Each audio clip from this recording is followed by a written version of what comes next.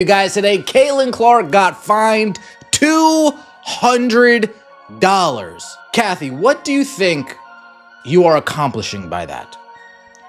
What kind of message do you think you're accomplishing by doing? You're not even making an example out of her by fining her an exorbitant amount of money. You are literally making a joke out of yourself by fining her such a little. The WNBA is facing renewed criticism after a recent decision that highlights growing concerns about its leadership. Unlike past controversies involving officiating, this situation centers on the league taking action against its most high-profile player for publicly speaking out about issues many believe deserved attention. Okay, and we know how this works because Sophie Cunningham has told us how this works. If you talk about the refereeing, if you talk about the officiating, on the InstaFace, on the TikToks, on the Twitters, any of that social media, in the public, in the interview, if you mouth it in the shower, Kathy Engelbert will peek in and look around at you and point at you and be like, you're fined. Even though she won't clean up the officiating in her trash-ass league? Okay. The Indiana Fever's standout guard, who has helped elevate the profile of women's basketball, was reportedly fined $200 after posting "Refs couldn't stop us" on Instagram, following her team's playoff win over the Atlanta Dream. So during the game, we saw here, the Fever players celebrating.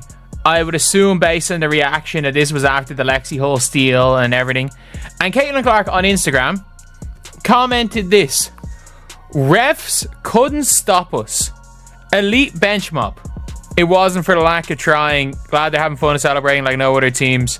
Will she get fined for saying that? Yeah, she got fined."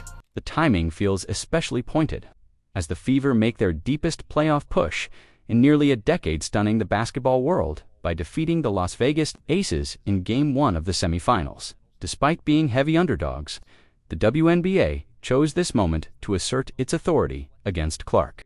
When you're on the WNBA's time or the NFL's time or the NBA's time, when you're on their time, criticizing the officials, calling out the officiating, I've seen players get fined for that.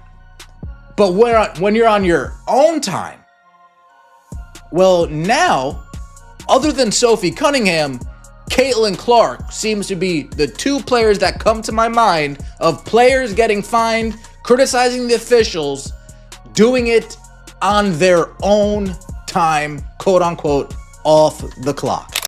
Instead of celebrating the remarkable storylines emerging from these playoffs, Commissioner Kathy Engelbert and her staff appear more focused on monitoring social media and issuing minor fines for blunt comments that reflect what many already believe.